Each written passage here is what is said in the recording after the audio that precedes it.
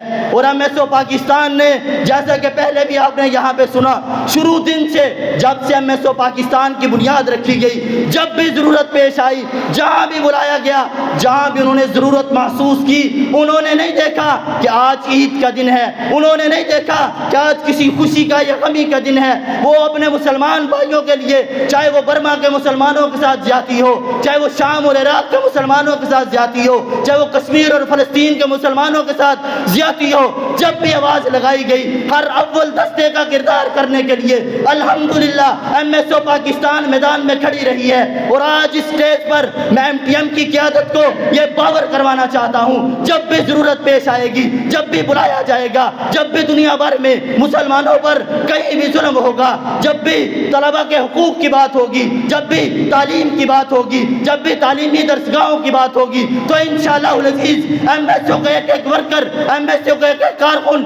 چاہے وہ ناز بیالہ ہے، چاہے وہ ضلع کا ذمہ دار ہے، چاہے وہ یونٹ کا ذمہ دار ہے، یا وہ عام کارکن ہے، انشاءاللہ العزیز MSO کا ایک ایک ورکر آپ کے شانہ بشانہ کھڑا ہوگا اور اس انداز میں چلے گا کہ آپ کو یہ محسوس نہیں ہوگا کہ شاید یہ پیچھے بھاگ گئے ہیں۔ انشاءاللہ العزیز MSO کا کارکن اسلام کے لیے، انسانیت کے لیے، بالخصوص دنیا بھر کے مسلمانوں کے لیے آپ کو پہلی صف میں کھڑا ہوا نظر آئے گا۔ اور آخری بات کرنا چاہتا ہوں، آج وہ لوگ جو انسانیت کے ٹھیکیدار بنے ہوئے ہیں، جو ہر روز راگ الاپتے ہیں انسانیت